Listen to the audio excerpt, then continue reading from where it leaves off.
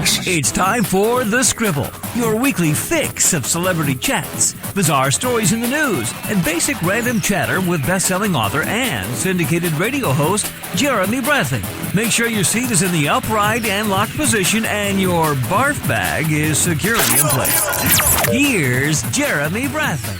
Thank you very much, Larson. Jeremy Bradley here. This is The Scribble. Thank you so much for tuning in today. You know, in past weeks, I've commented about how I don't really, care for compliments from people. So as a writer, when somebody would say to me, "Oh, that's a great article or column that you wrote," or it's not that I'm not appreciative of it, but I'm just kind of like, well, yes, I'm a professionally trained writer. I took journalism 20 some years ago.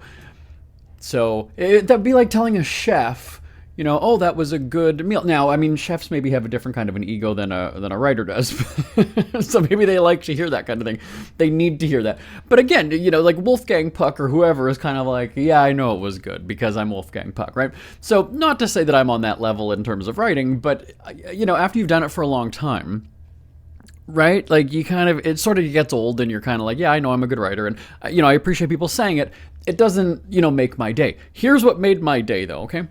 Because I've talked about our company so much in the last few weeks and months, I guess, on this show, I've been having some back and forth emails with a bunch of you, and you think that I'm a really cool boss. And I don't know, there's something about that where I was kind of like, yeah, I am, but it's kind of cool to hear that the way that we run the business, because we're kind of in a little bubble here, right? Like we've had the same team for 20 some years, as I've talked about. Other employers have turnover, so they're going online to see what people, what reviews have been written about, working at that company or whatever. And I've never done that because we don't have a flip. And also, too, I'm not needing to put that public image forward, right? Businesses are wanting to monitor that kind of a thing to see, okay, do we have a toxic work culture and things like that. And so for me, I'm not, somebody could look, oh, well, what's it like working at whatever? That's fine. But at the same time, we're not hiring. So there's no need for you to look that up. And secondly, I think that, that our team knows what the company is like, and their relationship here for 20 some years kind of, says something. So I've had some back and forth emails, as I said, with a bunch of you. And it sounds like the workplace is just becoming more and more, the workforce, not the workplace. The workforce is becoming more and more frustrating for people, whether that's that you're in a job and you just don't think that your company's appreciating you or you're being, treated fairly or whatever it is, to then also, taking that, I guess, walking that 5 steps back and saying, okay, well, I'm applying for jobs, or how should I even apply for jobs? So really, then that's where I'm saying the workforce, not the workplace, because that's everything from, applying to a job, going for an interview, the follow-up interview, there's usually, I guess, 2, and then starting at the place, right, getting hired, or when to turn it down and go, it's not really for me. Obviously, there's not one correct answer for all of those things because your life situation, right? I mean, if you got kids or if you're in school or if you're, whatever, there's so many different things. So there's not one, set answer for all of these things. But I'm going to address some things on the show that, you've written in or asked me about or wanted to know. Now, the interesting thing, though, is that I see this from both perspectives, as an employer and then as an employee. And sometimes the information, my feelings might contradict each other. For instance, I might go and say, well, as the employer, I don't want somebody who's coming in with conditions and says, look, I need this, this, this, this, and this. As the employer, I'm going to look at that and go, you know what, too picky already. Has too many, I call the shots. This is my company. But then I put on my employee hat, and I was that person who would come there and go, okay, well, I'm doing this already. So if I'm an entertainment correspondent, I need to be able to just kind of, break away and, jump on a phone call or, talk to a radio station on the phone for 10, 15 minutes at a time. And, put this all out there. Not to say that I had conditions like, well, on Tuesdays, I've got to take my kids here. I've got to leave early on Wednesday. I've got to leave early on Thursday. Because our producer, Suzanne, let me tell you, she's been with us now for about maybe 10 years. So the rest of the group has been together for Yeah, 20 years. I met Suzanne when I was doing a podcast for a national transportation company. I don't know if I mentioned it on the show last week or 2 weeks ago, but I've talked about it before. Anyway, and so they brought me in to do this. So I wasn't an employee. I wasn't one of them, but she was the executive assistant to the owner. Coincidentally, by the way, the owner has a connection to my family, which is a little bit awkward. So anyway, I didn't want to say I stole her away, but she left and was sort of on the market for work. And then I was kind of like, hey, you know what? We had a really good time together when we were both at this place. And so she ended up coming here. But anyway, so we haven't had anybody on the job market for a while, or at least I don't know of that. And if they are, well, fuck them, they're gone. Anyway, so yes, I'm gonna tell you some stories or answer some questions about the workforce, and then my experiences or my thoughts on things, because I did a bit of research. And I've talked with some people, and I got some other insights. Suzanne's daughter is looking for work right now, so she was kind of telling me what her daughter does, and I was like, that's really interesting. I never thought of that. You have to realize that the last time that I was, applying for jobs and whatever, we didn't really have... I've never been on LinkedIn, but I think that I don't know, is that the common platform, or is there another one now? I don't remember. I don't know. But anyway, so it's going to be the topic of the show today, and hopefully you can relate to this.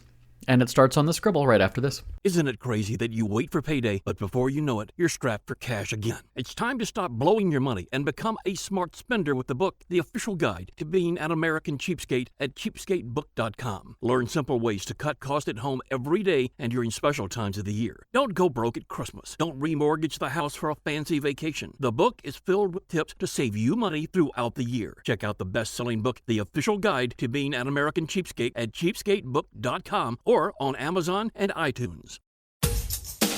Ever had something to get off your chest but never had the balls to say it? That's a load of crap. Speak Free with JB.com is exactly what you've been waiting for. Your chance to tell it like it is and not care what anybody else thinks. Have your say on issues of the day. Join newspaper and radio columnist Jeremy Bradley as he tells it like it is. Hundreds of thousands of people have stopped by, including some well-known celebrities who have had a chat with JB and speak candidly about what's really going on in the world. You can join them too. Have a rant or a rave. Be brave and head on over to www.speakfreewithjb.com now. Jeremy Bradley here, back on the Scribble. Okay, so one of the common issues people run into on the job is, I like the people, but I can't stand the work or the job, or the tasks, let's say. Big issue for a lot of people. Now, I haven't run into that. See, the thing for me is, because I'm a trained writer, my work was always in that realm, right? So for me, it's kind of like, if it's not writing or it's not broadcasting, I probably, don't want to do it, and I probably wouldn't. So I haven't really been in that situation where I've stuck around because of the people. And for me, it was always kind of the opposite. Now that I talk it through, I always really liked the work and couldn't stand the people. So my thing was, I kind of closed myself off into, this little bubble. And I would just be like, you know what? I'm just here to do the writing. I'm just here to do the work. Play your little games, your prizes, your spirit week and all this other shit. I have no interest in that. I'm coming in, I'm doing the writing. That's what my interest is in. I have no interest in, swapping phone numbers and texting people outside of here, or having, being on Friends or on Facebook together as friends and all these other. No. And that's actually, believe it or not, that's, yeah, Suzanne just said you're describing me, because that's actually what happened. So when I was doing that podcast, and this was about a year and a half, I think they had me do it. I would go in once every 2 weeks or so. I think I would, or no, at the beginning, I think I was, because they wanted to do a podcast. They didn't know how to do it, what to do, so I was there a little bit more frequently beforehand. But then once we started doing it, because I'd been producing radio shows and scheduled all those, for years, I said, okay, here's what we're going to do. We're going to, tape 2 or 3. We're going to record them in one shot. So I will come there for either the morning or for a full day. Because here's the thing. I was still doing our radio shows at the time, and we would tape Monday, Tuesday, Thursday. So I had Wednesdays open. So I would go, like the first Wednesday of the month or every second Wednesday or whatever it was. And then we would basically just tape them all in one shot, and we'd have the whole month. We'd do we'd do 4 shows or something. They would give me the people to talk to. I would just say, okay, here, pick a time that works for you, 9:30, 9:40, because these were all people that were already in their office. It's not like we're having to, it wasn't like celebrity interviews where they're, it's like you're at this company, so this will be part of your job. The HR people are saying to come on this podcast. So it wasn't really difficult to book guests. It was sort of, it was an internal thing.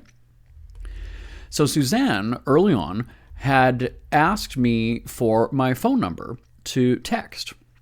She and another employee were going to a drag show, and for some reason thought the fag would want to go to a drag show. And I said, no, that's not really my thing. I'm not really interested. And, thanks though. And I didn't want to go and say, I really have no interest in sort of crossing those lines of having personal relationships with people here. I'm just here to, do this podcast and then go home. I don't want to communicate with this group outside of here. I'm just here to do the work. Now, when you do that though, you come across as kind of an asshole, right? Like that's sort of, it's offensive if, you go and say like, oh, hey, let's talk or let's text or, oh, they add you on Facebook and you don't accept it. And so, I kind of gently just kind of went and said like, that's not really my thing. And so they were like, oh, okay, fine. And then somehow I was going to Mexico, if I'm not mistaken. And Suzanne got my cell phone number from somebody there. And I think she said that she lied to get it. Oh, I need to just ask him about whatever or, something. And so I kind of thought, oh, okay. So the fact that she was resourceful and kind of went around the rules was, I didn't like that personally, but then I was kind of like, well, that's stuff that I would do, which is why we hit it off. So I was on the plane going to Mexico, and then she and her coworker or colleague sent me a picture of, wearing, well, they were standing at the office, but then they had like photoshopped or whatever sombreros on, and not cliche at all, right? Not stereotypical. And so I was kind of laughing because they, she texted me basically saying to, have a good trip. So, again, it's kind of nice, but like I didn't want to go and say like, how'd you get my number? Like, don't text me. So I just, whatever. I was going on a free trip to Mexico for our radio shows, whatever. So this was a situation where we kind of did become friends, and then I found myself, even though I love our group here, and like I said, it was just really like 1 day a week, and I wanted it to be as minimal time investment as possible, I did find myself looking forward to going in and shooting the shit with people. So if it was that Wednesday morning tape day, getting in there at 8 o'clock in the morning, and I'm not a morning person at all, but just to go and sort of, talk with people, and it was funny that so many people would then want to go for lunch with me, right? Oh, what do you do for lunch today? Because I was only there, 1 day a week. If I was there every day, well, people wouldn't give a shit. So I understand, because in that workplace that where I was, that was something that I heard from a lot with the employees. So the HR department would put it forward that this is such a great place. We love our people. It's people first. It's, whatever. And for me to be an outsider looking in and then talking with these people and interviewing them and connecting with them, yes, on a professional level, because here we are at work. But then, if I did go for lunch with them, or when we were not recording, and, that's when we were off the air, when we were offline, whatever you want to call it, that's when people were just a little bit more realistic about the situation.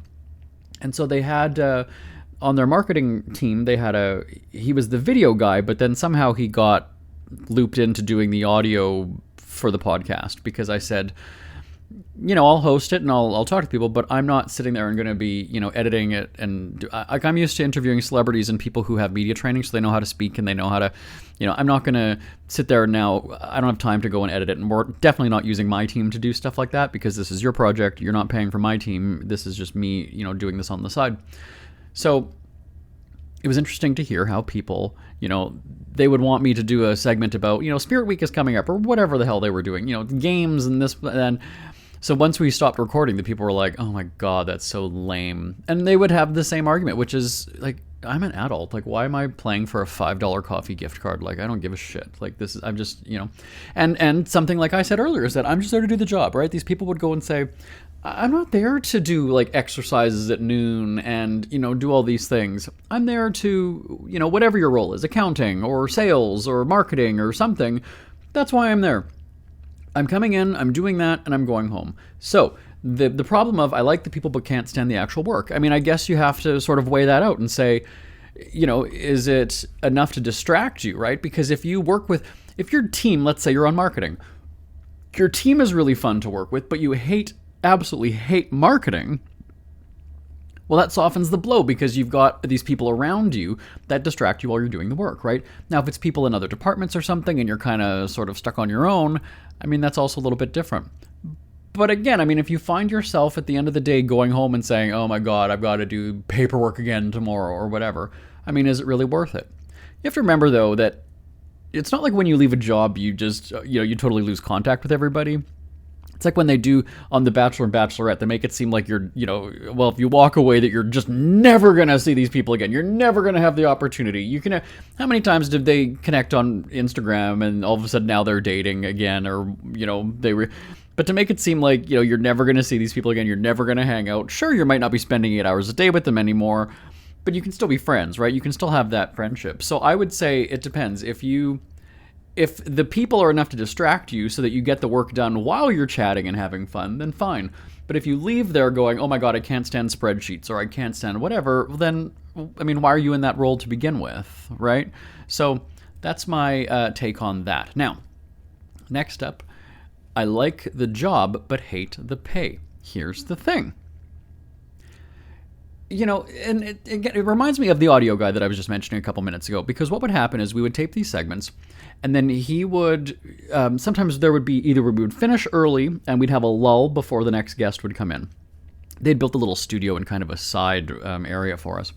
So that's where he, I guess, kind of just unloaded on his dislike of the setup there. So he always felt that he was underpaid. He always felt that I'm not being paid industry standard for making these videos because he was tasked to do safety videos and instructional videos. Like those videos they show you that first day in HR, right? Like how great a company it is and how safe our track record is or what have you. Those are the things that he would do. But then again, he was put onto the audio side of things. So he would, when it was just the two of us in the room, he would just go on about how, I'm only making $32,000 a year and that's not industry standard. And, he's not taking into consideration, like, industry standard for videographers is different than the guy who just does video at a corporate office. Like, it's not really the same thing, right? Hollywood movie videographers are completely different than, making videos for your little company in Canada. It's not really the same thing. So his attitude was very backwards. He would say, until I'm paid industry standard, I'm not trying. I'm not giving them industry standard until I'm paid industry standard. So because we're shooting the shit, right, and it's a very personal kind of a thing, I didn't want to come up against him and challenge him and say, well, that's not really the way workplaces go, because what happens is you agreed to that pay when you took the job, right? I mean, it was all spelled out for you. Now, completely different if they go and throw a shitload of tasks in there and add in extra responsibilities and things like that, because that's something that we always hear, right? There's always that one person who's always so busy, which is this guy, by the way. And then you ask yourself, or people are kind of whispering around going, well, what exactly is he doing all day? Like, he comes in, and this is what the guy would do, actually. He would come in, he'd put on his giant headphones, and he would watch the hockey highlights from the night before on his work computer. So, again, for the guy who's overworked, for the guy who's just got so much to do, I gotta do this, I gotta do that. But then people are walking by at 8:30, and you came in late too. So you come in late, and then you've got your headphones on, you're tuned out from the rest of the world, we can see you watching sports, and then you're complaining about how much you make, or that you're not getting raises. And so that's somebody who doesn't really understand, oh, hey, I've got to prove myself, I've got to earn the raise, I've got to show that I'm worth more than that. Funny thing is that, yes, he was making apparently $32,000 a year, he said. I came in to do this podcast, like, one day a week, or one day a month it has been turning out to be. And I had said, okay, so if you're wanting me to do one a week, let's do $52,000 a year, just for, obviously at the beginning it's going to take up more of my time or whatever, but basically, $1,000 an episode is kind of what you would map that out to be. So knowing this, like there was see, because when you've got somebody who's like that, right? Like in the back of my head, I'm sitting going, oh my God, I'm making $20,000 more to come in here for literally one day a month after, a certain point. And, I'm getting paid, $1,000 for the one day of work. And here's somebody who's coming in late, but, 40 hours a week or however long the work week was, and is basically getting shit. Now, here's the thing. I can defend that and go, I've been in broadcasting for 20 some years. So you know what? My talents and my expertise comes with a cost, right? If I was just out of school, absolutely I would not be able to command that much for an internal podcast, right? We're not talking about doing something for Amazon or Audacity or iTunes or any of those big time companies. We're talking just like an internal fucking thing for the employees to listen to, right? So, so that's where, he doesn't get it, that, you agreed to that salary. So, so that's my thing, right? I mean, for me, loving working or loving writing, I was just happy to get paid to do it at the beginning, because writing jobs were very hard to come by back then. Now with, now that there's how many different blogs and quote unquote media companies, it's a little bit easier to find writing work. But so when we were researching this, or when we were looking up information about job descriptions and job ads and things like that, I was surprised at how little writers are paid. So when I see something that, writers $15 an hour or $20 an hour, I would say, screw that. I wouldn't do it for that little. Now, somebody who's wanting to break into writing or has never had a writing job, that's probably a fine pay salary or pay range for them. Or if you're looking to do this on the side, right, then okay, you would have no issue doing that. So, you like the job, but you hate the pay. Well, I mean, again, do you want to enjoy the time there? And I mean, again, if you took the job for that money, unless they give you a pay cut, well, I mean, you kind of agreed to it. And since you like the job and you're not complaining that the job is the problem, I'm not sure. Again, doesn't hurt to, go above and beyond, when your next performance review is coming up and say, you know what, here's how I've stepped up. This is how I've gone above and beyond the job description. Now, you don't want to make it look like you're complaining and saying you've stuck me with all this extra stuff, right? But you want to just say, look I've done this extra stuff on my own. So, let's talk about that. Because, when you come into a job and they give you the salary range or whatever it is, I don't know that I've ever taken what was offered to me. And you hear that a lot, actually, is, there's flexibility. If they say it's 40,000, go and say, well, I want 45. If they really want you, they'll find that money, right? And that's not the lowest. They're going to give you the lowest because that's, they want to get you on the cheap. So, when it comes time for your performance review, then just go and say, this is how I've stepped up. This is how look at what I've implemented, or I was tasked with this and I went 3 steps further than that. Doesn't hurt to ask. I mean, I guess it could. They could fire you for wanting more money. But at the same time, then that company doesn't respect you if they're going to go and say, hit the road. So more of your questions and answers coming up on the Scribble right after this. Who are the Kardashians feuding with now? What did that little thug Justin Bieber do this time? Who's getting hitched? And who's headed for Splitsville? Hear the latest celebrity news and gossip every day on Entertainment Wrap-Up. The good, the bad, the ugly, but mostly the ridiculously hilarious. It's all recapped in this daily segment at entertainmentwrapup.com. Have a laugh at the expense of the rich and famous when they take themselves way too seriously. It's 3 minutes of time-wasting fun at entertainmentwrapup.com. Check out Entertainment Wrap-Up at entertainmentwrapup.com. Brought to you by Speak Free Books. Jeremy Bradley here on the Scribble. All right, so you're looking for a job, right? You know what you want to do. Maybe you're doing a search for, again, I'm going to give the example as a writer because that's what I do and I can give better examples for that, right? So you're looking in your field, in your industry, in your expertise, in your education. So for me, I'm going to do a search for writer or editor, mostly editor. I'm not doing writing now. When you've done it for so long, you move up to editor. And as a writer, I'm not answering to other people. Like as an editor, I'm in charge. So I'm going to look for that, okay? So what I would personally look for in a job ad, and because we did this just to sort of test it out, is I want to see the laundry list of tasks that I have.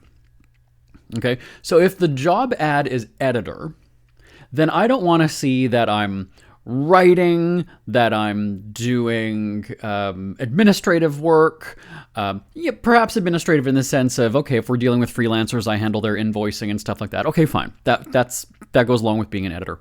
But I don't want to see that as an editor, I need to, help out other departments with, this and that or whatever. It's like, no. I work with words. That's what I'm doing.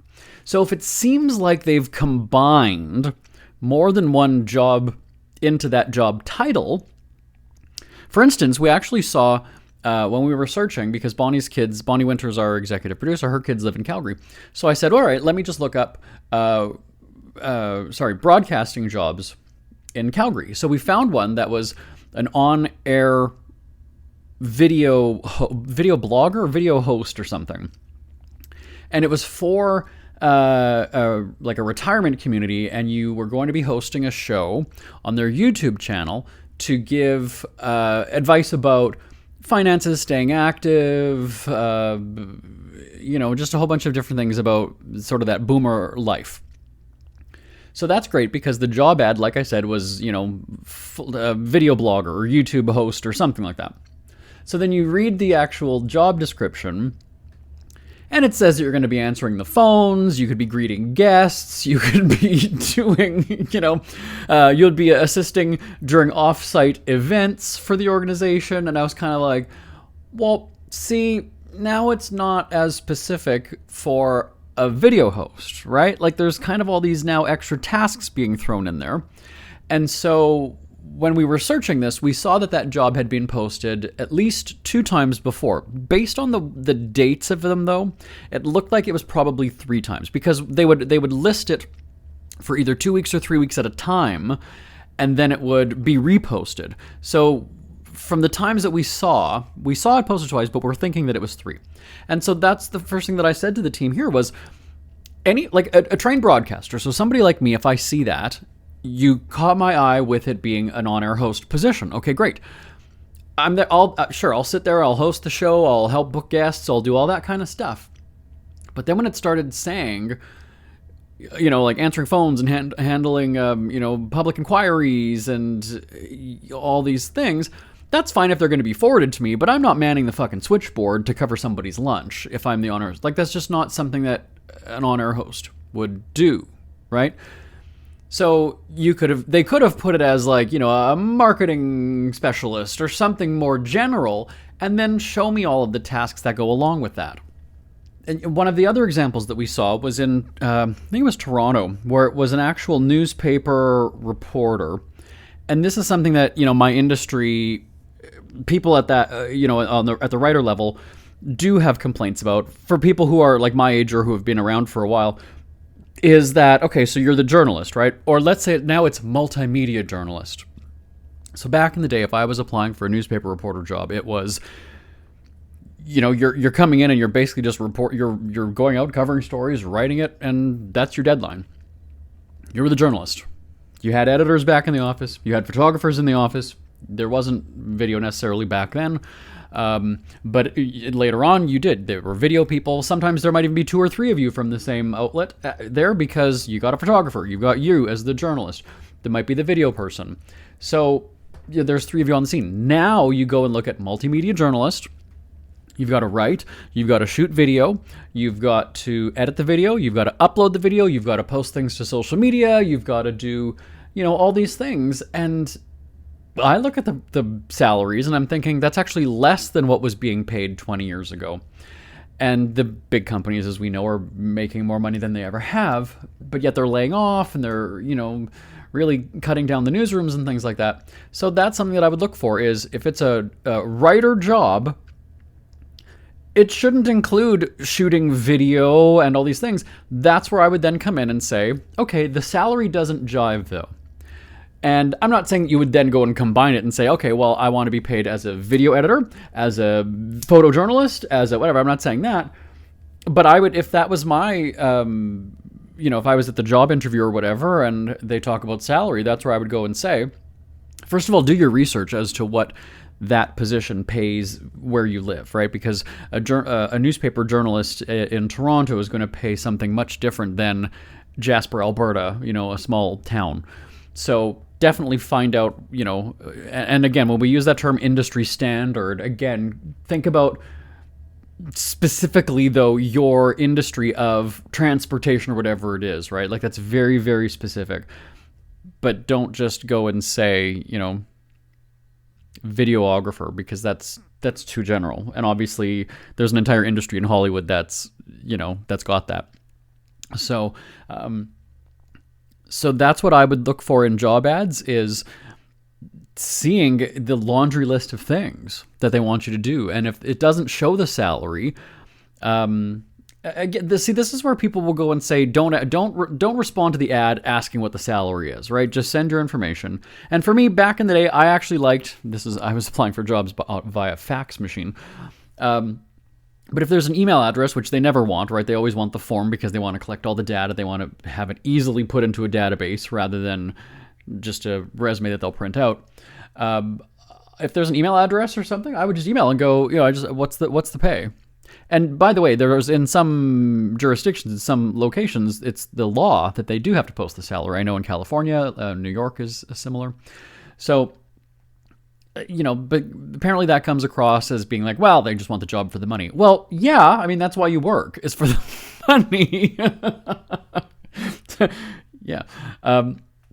So those are what I would look for in the job ad. If it says that it's one thing, very specifically, YouTube host or on-air host, meanwhile you've got to do event setup and takedown and fundraising and crap like that, I would go and say, unless it's a really, really high salary where that's taken into consideration. But again, are they trying to deceive you, right? Like there was years ago, can't remember how long ago it was. A place contacted me and wanted me to do social media for them. And so I go and I meet the owner, and coincidentally, it was actually not that far from my house. So I thought, okay, this might be kind of fun. So I go and I meet the owner, and he says, yeah, we do this and that and that. And I said, oh, okay, cool. He was there. He wanted me to do sales for him. He wanted me to sell product. And I thought, okay, that's interesting. So that's sort of a bait and switch, if you will. And then his reasoning or his excuse was, you'll get familiar with the product, right? Because that's the way that you'll be able to talk best about it, on our social media and, create content and stuff because you know the product inside and out and blah, blah, blah. So I was kind of like, okay, makes sense. And so it was this, they were doing like safety books for kids. And what you had to do was you would call the local businesses. So it was small town stuff. It wasn't really necessarily big cities. So let's say Winnipeg, where I'm from. Okay. So it was for the Winnipeg, fire department. And these were safety books for kids that were going to be given out to kids in schools. So I would be calling businesses in Winnipeg and saying, oh, hey, we've got these safety books for kids. It's not advertising. You're basically just paying, $15 or $10 or whatever it is, per book. So basically you're buying the books for the kids and we're putting your logo in it. Again, it's total advertising, right? I mean, that's basically what it is, oh, great, you can help 10 kids. So that's going to be $100. Not advertising, but it's a sponsorship of, it's smoke and mirrors, right? I was going to say details. It's semantics, perhaps, maybe would be the word. I don't know. And so, some people were happy because they saw it as a PR thing, and you basically would get put through to the marketing department. But if it was a smaller town, you generally would get the owner of the business on the phone, right? So it was easy to do because they would hit these same towns over every year, right? Because, I got a new batch of kids. So it was easy to kind of get these renewals of some people. Oh, you remember it from last year, right? Oh, okay, great. So we'll put you down. You did 10. Would you like to do 15 kids this year? So I'm there, and I was doing this for probably about a month, and it's a pretty simple concept, right? I mean, it's not. I didn't even have to do it, but it was one of those things where the people were kind of fun, right? But then after a while, I was just like, you know what? Now I'm duped. You're not even speaking to me about what we initially talked about that first meeting when you called me in here. So I think we're done. I think I'm out of here. Peace out. Take care. Done. And I did, and I left. And, that would be a situation where you go and say, well, if you like the people, whatever. No, but I can't work for somebody that's going to dupe me. Because, how many other people are coming in thinking that they're going to be doing a different kind of a role, and then here they are they're doing this. And the turnover, just in that time that I was there was some girl who, she was there for, I think, maybe 2 days. And then all of a sudden she just stopped and they were like, oh no, she was let go. I'm like, after 2 fucking days? Okay. But yes, there was definitely a turnover I saw in the month or however many weeks that I was there. So that's something too, right? Is, does the job ad give you specifics, or is it vague? Is it very general terms? We actually saw one that was for, can I say where it's for? Yes, I can. I won't give the actual location, but it was for the YMCA. It was a marketing manager job, and it said what we bring, and it basically talked about like the benefits, right? Health insurance and a free gym membership or whatever it was. And then it says what you bring. And, 5 years in a marketing role, blah, blah, blah, sales, whatever. What was it missing? It was missing the actual job description of what you're doing. And I was so tempted. I was so tempted. It's probably still online. We can probably do this. I was so tempted to go and say, what is the job, though? So they've spent all this time selling themselves to you, the potential, the prospective candidate. But you forgot in your job ad. So ironically, because it's a marketing job, you're not marketing your own organization in the job ad. There's irony there. Maybe that's why they need somebody. So that's something where I'm looking at that going, yeah, it seems to be missing like a big chunk of what a job ad is. The actual job. Granted, they did put the job title, but again, marketing and sales manager, is it more marketing? Is it more sales, right? Is it PR? Is it going out and knocking doors? Because the YMCA is a charitable organization, I believe. Is it fundraising? What do you consider sales? Is that sales of memberships to people? What is it? If you don't tell me any of that stuff, that makes me go and say either you don't know what the hell you're doing. And I'm not saying that about the YMCA. I had a membership when I was in high school. I would go there almost every day after school. But, it's just, that's a hit and a miss there. So, again, what are they not saying in the job ad? And then secondly, then if you do go for the interview, I would either print out the job ad that you applied to and have it with you there. Have it with you there and tick off the list and go and say so this is kind of everything, right? Or because if they start going and telling you other things that weren't in the job ad, you'll see that a lot too, right? And other duties as necessary or as other, as assigned. I want that spelled out for me in the interview. I do. I don't want all of a sudden all this new stuff coming up because Video Dude, who's now all of a sudden doing a podcast. Maybe he was talked about, or the podcast was talked about before he took, the role, but I think that he was around before the podcast started. But that's a huge task, right? If all of a sudden I'm just the video guy and now I'm tasked with editing an entire podcast every week, I'd say, well, wait a second here. So definitely, yeah, I would say print out the job ad and bring that to the interview with you. Now, when we come back, so now you have the interview. Now you are in the room with the HR person or whoever's there. How do you conduct yourself, right? How do you present that image of yourself? And do you be the real you? Is that the right way to say it? Are you the real you in the interview? I'll explain why I say that coming up right after this. It's never too early to start thinking about your next holiday. Have you checked out Mexico recently? From tequila tasting, swimming with horses, to ziplining through the jungle and watching whales and dolphins in their natural habitat, Puerto Vallarta has it all. Visit mexico.jbonair.com to see all the fun PV has to offer. That's at mexico.jbonair.com for hundreds of photos, interviews, and videos from around the tourist hotspot. Check out mexico.jbonair.com for all the fun. That's mexico.jbonair.com. JB here on the Scribble. I'm going to take a step back because one of the other things about job ads, and even I guess just the website of an employer anyway, and I sort of touched on it earlier, is, as a writer, I said, I don't need to do the Spirit Week and know that there's, beer on tap and, whatever. I'm just started to do the writing. That would be something that I would look for in the job ad is, are they trying to make it seem like this is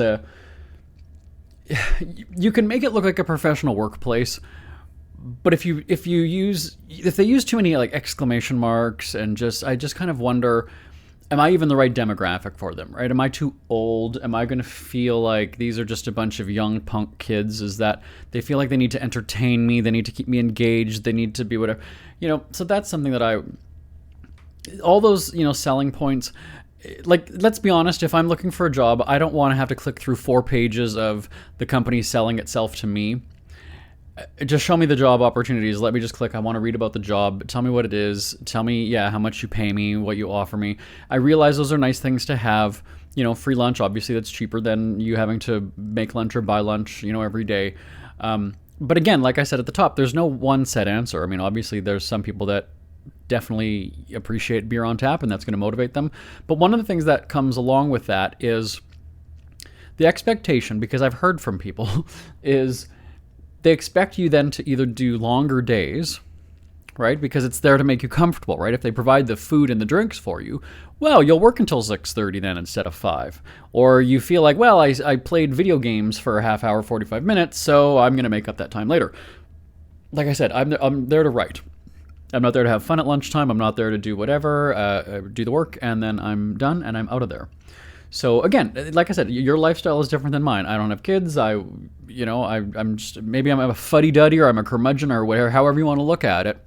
But that kind of stuff doesn't appeal to me. And if anything, when they sell themselves a little bit too hard by saying like, we have fun every day and whatever, that's my response to that. It makes me puke. So, and then also too, one of the things that Suzanne was saying, I kind of teased about her daughter earlier, and I said, I learned something. I didn't even cover that before moving on. One of the things that her daughter does is she'll search the company, but then she'll search the name of the person who, so let's say her daughter does like filmmaking stuff, so it's not quite the same, but let's say that her daughter's an editor, okay? And so she's going to type in company ABC, editor or managing editor or whatever the role is now, and she's going to search to see who was in that job before. And she's going to see, is that person a job hopper? Were they at the company for 10 years? Why would they suddenly leave? Where are they now? Is that considered they've, moved up? Now, if the person has gone from job to job, every year, not really a great indication as to, why they left. But if they've been there for 10 years or whatever it might be, a long, long time is my point. If they've been there for 10 years and suddenly maybe they don't even have a new employment status, you're kind of like, okay, so were they let go or did they leave? That would be a radar, or a red alert, right? So if they left the company October and they've got a new job October, okay, fine. But then, why did they get the wandering eye? Did they go from a small company to a bigger company? Is it a step up? Okay, makes sense. So she would look to see how many people have been in that role. And I thought, that's really clever. I never would have thought of that. And that's a great thing about LinkedIn. Like I said, I've never been on LinkedIn. I don't have a profile. I think my name is on there one time, but I don't have, I never felt like my personal resume or my, work history was for the public consumption. Like, I mean, why would I don't know, anybody can just look and it seems very intrusive, very, I don't know. Anybody can just type my name and go, oh, he worked at this place for 3 years. No, thanks. I'm not cool with you guys, with just, the general public knowing that. So that's something that Suzanne's daughter does is, Google the position and look to see who was in that role before. If you're so bold, add them on Facebook and then try to chat them up and just see what they say. And secondly, actually, I would say look at their social media and see, did they take pride in their job? Now, I've always had the thing where if I'm being paid to do a job, I'm not there promoting it. Now, again, you have to realize somebody in media, a little bit different than Suzanne's daughter. But if it's raw, if they post about how much they love their job and whatever, okay, fine. I would never put my workplace on there because now I'm just promoting and I'm, advertising them. Just like I would never allow them to use my picture on a website, on a company website. No, you're not using me as advertising. Sorry. You're paying me to do the job, not be a spokesperson. I don't need to have my picture and whatever on a blog and the employee page and things like that. No, thanks. No. Anyway, so when you have the job interview, now that's the big question, right? How do you prepare? How do you present yourself for the job interview? So here's where I'm going to disagree with HR people. I mean, I do quite a bit, but this is where I totally disagree with the way they say that you should present yourself. And I guess even business, it's not just HR people, I guess just, business leaders or business, and it's funny because Barbara Corcoran from Shark Tank was on the radio show with me all the time. And one thing that I asked her that still stuck with me is, I said, what's the first thing that you notice about somebody when they're coming into a business meeting with you? Whether that's a job interview or whatever it is. And it was how they carried themselves. It wasn't necessarily about the way they're dressed per se, but it was more about just, do they have confidence? Are they sitting up like they, mean business? Or are they slouching? Or are they kind of whatever? And there was more to her answer. I don't remember. It was quite a while ago. So here's where I stray from that. Is I would go for a job interview. I've never worn a suit to a job interview, ever. But I've also never had a job where you would be required to wear a suit. So my thing is, I'm going to go to the job interview exactly how I would be dressing day to day in the office. And I'm a person who likes to be comfortable. So I'm not doing a suit, not even a suit jacket, not even dress pants. I'm going to go in probably, a nice pair of jeans, perhaps a sweater. I've even gone in like a dressy kind of a hoodie. Think like was it Zuckerberg? Who was it that would, yeah, it was Zuckerberg, right? That would do like a zip up or whatever. I would have that, and maybe, or that with a thin long sleeve shirt or something underneath that. So I was maybe dressing like I was a college nerd. But because here's the thing. That's so phony. If that's not you, you have to realize that you're going to be working with these people day in and day out. And so how long do you keep up that charade before you drop it and you become the real you? And this is something that I've always laughed about, is when somebody starts at the job, the first day they come in, they're dressed very nicely, right? Second day, probably the same thing. Third day, maybe a little bit less fancy. Or maybe they'll conduct themselves that way for the entire week. But you'll notice that once they're there for 2 weeks, 3 weeks, a month, or whatever it is, they're not dressing the same way that they did when they first came in. And I would say that's correct for a large percentage of the workforce. Because again, it's those first days where you're wanting to make an impression, right? You're putting your best foot forward, or whatever. So for me, I've never wanted to do that. I'm not a fake person. I'm not going to pretend that this is how I'm going to be dressing every day, because it's not. Oh, so if I dress like that for the interview, well, day one, I'm going to be coming in my nice jeans and my hoodie. But if you're making me wear dress pants to an office where I'm a writer and I'm just going to be sitting all day, no thanks. That's not my scene. And like I said, obviously I'm saying I'm speaking in terms of being an editor and a writer in a job, right? Obviously different offices and dress codes and things like that. But I'm saying that's how I present myself. Now, if your work dress code is wearing a suit or whatever, well then, of course, that's what you're getting yourself into, right? But the vast majority of offices, it's kind of business casual now, right? They've sort of loosened up since the pandemic. So I wouldn't dress up just because and I mean dress up in the sense of, suit and tie and whatever, because that's just not how I am. It's not how I am. And why would I, eventually the veil, that the mask slips off. It's no different than a relationship. The first couple dates, you're using your manners and you're opening the door, you're doing whatever. And then, a week into your actual official relationship and you're an asshole who's burping and whatever. Bring that on the first date, because unless you're changing who you are as a person, you might as well present the real you. So that's always been my advice, or the way I've gone to a job interview is, I'm not going to be something that I'm not, because you're eventually going to see that, right? You're like, I don't know. And I have no desire to keep up that act in this role. I'm going to be me in the role. So the other thing about a job interview is, they always they might quiz you, right? So, well, what do you know about the company? Or what, tell us about like what we do and, what you know about us. Which is sort of, I don't know if that's asked, but I know that was on the table for me several times when I would go somewhere. I don't like that question. I actually almost want to flip that around and say, what do you know about me? Because it's such a bullshit answer for you to give, right? Well, I know you're highly respected in the industry and blah, blah, blah, blah, and that you do but it also just, but what does that even say? Okay, well, I took 2 minutes to read your website and I get the gist of it. I don't know what that proves them asking you that. Because even in the job ad, I mean, if you've got the job ad there, that'll generally have the little boilerplate at the bottom or something like, oh, who we are.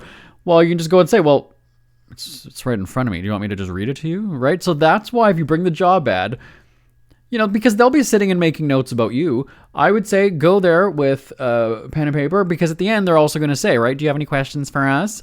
Yeah, have your questions. Or go down the line of, yes, they're technically in control of the interview, but I would go and say, let's just cover these. So what does this mean? Can you explain about this? And that shows that you've prepared even more. It shows that you're serious about it. You've printed it out. You've got it in front of you. This is what I want to know more about. Tell me about this. Could you elaborate? This is a little bit vague. What does that mean? Now, again, you might come across as difficult, but you have to remember, this is about you and covering your ass and making sure this is the right job for you. Employers are the ones that are really throwing themselves at employees now. Back when I said this to Suzanne actually the other day, when we were applying for jobs back then, you, the candidate, the applicant, would be wanting to impress them so badly, right? You would kind of do the fake jokes, or I'd say something that was funny, and then I'd come around to that again 10 minutes later and, reference it, do a callback, as it's called in comedy. And, you kind of loop it around so that it shows you got a sense of humor, or you'd get somebody in on the joke with you if there's more than one person in the room, right? You would say, yeah, you know what I'm talking about. And then you come around to that again. And, you work the room, and you're making a good impression because you're sitting there going, yes, I'm making them laugh. Okay, they like me. And now the employer is the one that's wanting to win you over, because they're now saying, oh, we do this, we offer this is what we do, we have flexible, we blah, blah, blah, blah, blah. So I would say, yeah, I mean, just, I don't, like, because I'm laughing because I would go, even when you left the interview, you would say to yourself, oh, why did I answer that way? Oh, I should have said this, or I think that really, they were laughing, they liked it. You also look at the time then too, right? If this was a quick, 10-minute thing, but if it goes on for 30 minutes, 45 minutes, if they're not interested in you, they're not going to keep you around that long. So, it's tough to, you read between the lines and you kind of drive yourself crazy thinking this and that. But that's how you would do a job interview back then, was, you'd sit and you'd wait, and every day that goes by, or every, phone call, you're just like, oh my God, is that them? But now I think it's so easy. People just fire off, applications and resumes, and, we'll go to a bunch of interviews and there's no real connection. But I remember I would sit and I would read the job ad, even after I applied, even after I had the interview. I would read it over and over again, and then I would just envision myself working there, and I would hype myself up, and I would get so excited. And generally I got most of the jobs that I applied for. So, it's not that I was, was cocky about it, but I was just kind of like, I'm pretty good at what I do and the way that I present myself. So, it was never, but that's what I'm saying though, is that you would just leave there just like hoping they made a good impression. And oh my God, did I say something stupid? And now I think that the tables have turned a little bit, where I think you might even have the HR people going, I don't think he liked this place. Oh no, I don't think that he would. But I don't know. Again, I haven't been in that workforce for a while, so, but yeah, so those are my suggestions for the job interview is, dress how you're going to be dressing on a day-to-day basis, because, I mean, that's who you are. That's the real you. Why would you present an image and then all of a sudden now you're the total opposite when you come in? So yeah. So we are going to take a break. So we're going to talk resumes. It says, what should I highlight on my resume? That's an interesting question, and I will answer that when we come back on the Scribble. We hear you chirping. Get scribbling. Tweet up the Scribble at The Scribble Show. Join the discussion with Jeremy Bradley. It's all going down right now on Twitter at The Scribble Show and at thescribbleshow.com. Jeremy Bradley here, back on the Scribble. So, when I had a resume, I haven't had a resume in a very long time. It was something that you would have a paper copy of, right? So you might drop it off in person. You might fax it so they would get it on paper. Now it's digital, and like I said, a lot of times they end up just having you fill out forms, and so that's they can just easily stick you in a database, right? It's not about saving paper. It's not about anything like that, right? They have the form that they want you to fill out so that now your name is just in a list, and I don't like that. That's very impersonal, I would think. But back then, so again, 20-some years ago, you would do things to make your resume stand out. And now that was something like changing the color of the paper. You might go for an ivory color or even a green or something, just because, that's not normally something that people would do. And when we were in high school and they were teaching us how to make our resumes, it was the emphasis was really on first of all, it was your education was the top thing that you would do, or maybe you would have a couple bullet points at the top about like you're hardworking and eager to learn new things, like all those fucking bullshit things, which I just think are stupid. Your education was next. So for high school students, it would show that, I graduated high school. So you wanted to show that. If you were in college or whatever it is, you would show, if you've got a degree or, what you have. And then it would be, believe it or not, volunteer history was actually next, if I'm not mistaken, at least on my resume. I think it was volunteer history, which for some reason that they really put an emphasis on that. Show how you volunteer in the community. Quite honestly, I wouldn't give a shit. If I'm the employer, I don't care about that. I really don't. As the employer, I want to know, how are you going to make me money? How are you going to grow my business? Volunteering, you're giving away your time for free. I'm not saying you're stupid, but that doesn't help me. Does that show that you're a good person? You could be opportunistic. Really. I mean, it doesn't really mean anything nowadays. So that was something we would do. And then you would get to the work history. And, there's varying ideas as to, how many of your previous jobs you should put on there. If you're only at a place for, a few months, do you leave that out? Do employers really look at the gaps in the resume and go, well, wait a second, there's 3 months here where she wasn't working. What is that about? I wouldn't look at that and connect the dots as an employer. I just wouldn't, because, sometimes it could be for anything. It could be my mom was dying and I needed to take care of her. And, maybe that's something relevant to share, but I don't know. What I would look for as an employer is, the length of time that people have been at places. And at the same time, are they overusing buzzwords? Just like when I said about the job ads themselves, if it's overly wordy, and if I read a bullet point, or if I'm reading a sentence and I go and say, or if I think to myself, that's not saying anything. That's a lot of words, but not saying a goddamn thing. I don't want to see that on a resume. I don't want to see that, long rambling details about what. Just cut to the chase. And actually something that, my resume actually did not have full sentences. It was mostly statements. It was bullet points. I didn't do big, I was responsible for, da-da-da. It was, okay, so let's say for writing, it would be, researched and, what would I say? Researched and developed editorial plans for trade publications. Or brainstormed, or researched industry trends for trade magazines. Interviewed key contacts for client public, but I wouldn't go on long rambling and utilized my skills as no, just tell me what the fuck you did. Just cut to the chase, make it quick. Just give me the bullet points. That's all I need. I don't need the life history of from day one I did this, just the wow factor. Give me the wow factor in 3 or 4 bullets, and then wow me that way. The embellishment, though, and again, me being a journalist, I'm kind of gonna go, well, wait a second, that doesn't quite sound like this is, so yeah, don't overdo it. Don't embellish. Don't elab. Just keep it. I don't know. Like it's really hard. Like I said, it also depends on the industry. It depends on, how long you've been doing it, right? So for somebody like me, if I was applying for a job now, 20 years into this, industry or career, I think that my resume would probably sound a bit cocky just because of the amount of experience that I have. Think about what I've done, though, in my career, right? Hosted syndicate. I own a company. The syndicated radio shows. I would book celebrity guests.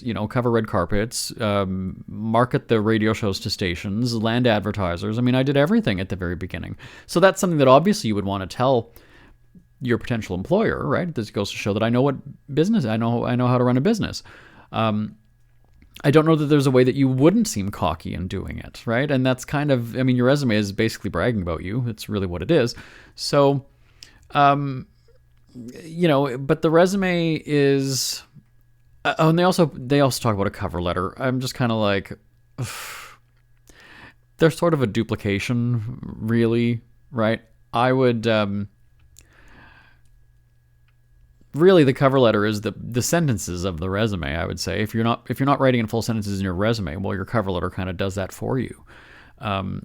So, keep the cover letter brief. I mean, they also suggest that you cover the points from the job ad in the cover letter to indicate how you hit all those, how you hit all the criteria for the role. So, be mindful of what they say, because I know that back when we were working at the publishing company and we were hiring freelance writers, sometimes we would put very specific instructions. You've probably seen that, right? Include the subject line or quote job number, or in 3 sentences or less, tell us why, or explain how you fit into the above qualifications or whatever it is, right? So definitely follow that, because for us as editors, we're very judgy. We're going to look at that and go, you didn't follow the basic instructions. Now, whether or not you as the applicant agree with the instructions, or you felt that you had to do it, there could be some tests in there for you, right? Well, he doesn't pay attention. We told him, so his attention to detail. His resume says attention to detail, but he didn't follow the instructions for the applicant or application, so something doesn't add up here. And being as judgy as we were, and when we would post a freelance job ad, we were bombarded with people from across Canada applying for them. So it wasn't like we had a shortage of people. But certainly, you have to remember that if there's a run on a lot of people applying for the jobs, I mean, you risk kind of, running into a problem.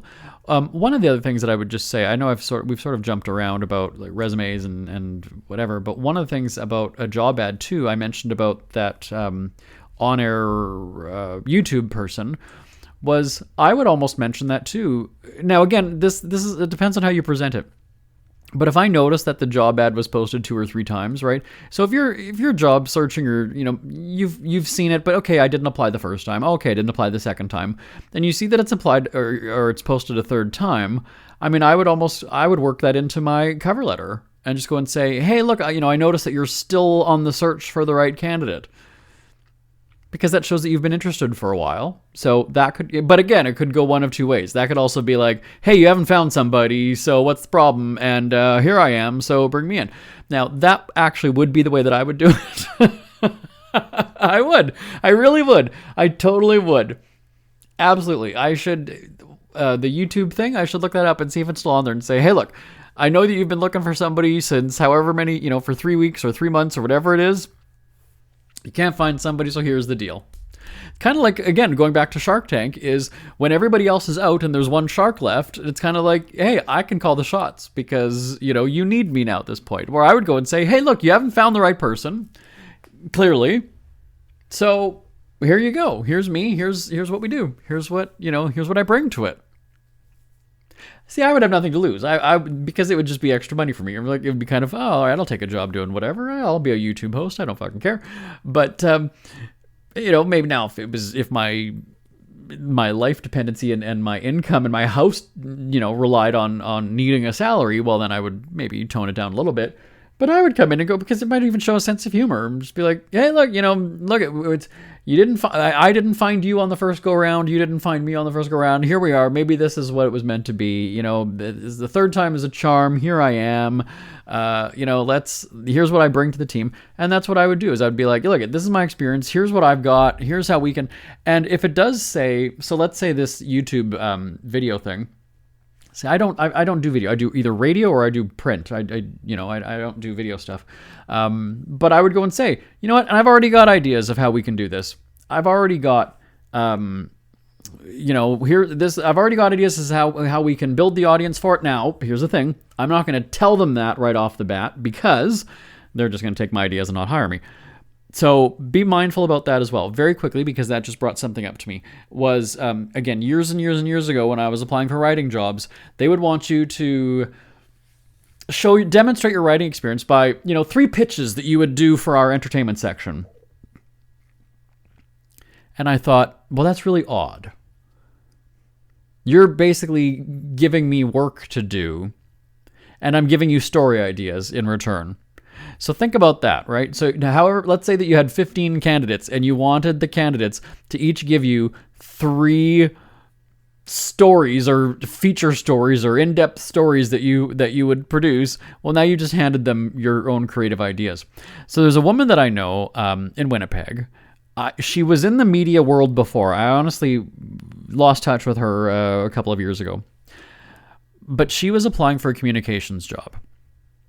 She was working at one of the newspapers. The newspaper went under, so she was kind of on her own. She was looking to do communications, and I don't remember if it was for a museum or if it was for something else.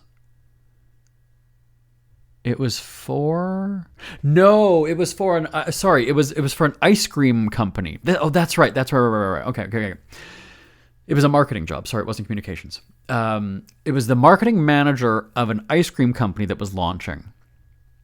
And part of the application was they wanted you to map out your idea, basically, for a marketing, like a product or a company launch. And so she told me that she spent however many hours, brainstorming and essentially planning the entire goddamn thing. And I remember we went somewhere together. I met up with her not for drinks, but I don't remember. And she told me about this, and I was just like, sorry, wait a second. So for the job application, you mapped out a grand opening strategy as part of the application? And she said, well, yeah, because, that it shows that you know how to do an event, or it shows that you, and I just thought, oh my God. I said, that is stupid. No offense, but offense. That do you know that they're having everybody do that? They're having everybody do that. And you're not, there's a good chance you're not even going to get the job. And sure as shit, she didn't get the job. And she said, yeah, I feel really stupid that basically I spent all that time. And I said, it's a job application. They're giving you homework for it? Like they've got to, no, this is where you prove that you deserve my time and attention for this role. You need to prove that you're qualified for it and blah, blah, blah, blah. But no, you're not giving me work. Sorry. Nope. I would absolutely refuse that. I would go and say, until I'm on the payroll, I am not doing work for you. Not happening. And if that gets me disqualified, well, you know what? I don't want to work for a fucking company like that anyway. No interest. You're going to take advantage of people. That's the kind of slimy business people you are. No thanks. Not working for you. Nope. And it was the same thing too, like I said, for a writing job. I don't know if it was Yahoo or it was, because we're going back a good like 25 years. I think I was fresh out of school. It wasn't recently. But I remember thinking that, going, yeah, no, I'm not doing work for you. I'm not brainstorming ideas. I don't even work for you yet. You want me to come up with stuff? I'll do that once I'm on the payroll. And if that makes you look like a dick, so be it. At the same time, like I said, if I was the one who posted that, I would actually kind of look for somebody who's going to stand up to me and go and say, yeah, no, sorry. I'd be kind of like, hey, you know what? He's feisty. You know what? We couldn't fool him. So it was a trick. You passed. But yeah, if they're making you, do stuff and, take tests and all these things, I would just go and say, you know what? My track record speaks for itself. My writing history, my best-selling book, my, newspaper column, my 15 years in radio syndication. That's my test for you. I would absolutely refuse to do a test as a writer. You're not going to give me an editing test. You're not going to give me, no. Nope. No. I just won't. I realize that it seems like it would be a logical thing, right? Well, we're going to give you an editing test to see if you can spot typos and things like that. Again, I've been doing it for 20 years. So, no, that is beneath me. Absolutely. It's beneath me. So if you run into any sort of situations like that, where you read the job ad, there's just something that doesn't quite add up, you go for the interview, it seems like they're almost telling you about a different job altogether, or now they're really telling you, the meat and potatoes of the role that they kind of left out. When you started the job then, did it just seem like, wait a second, they didn't tell me about all this other stuff?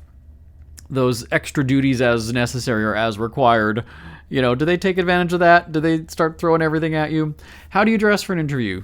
Do you present the real you, or do you dress up and then slowly, gradually become, you let yourself out after a while? All these things we've talked about on the show today. Send me an email, live, L-I-V-E at jbonair.com.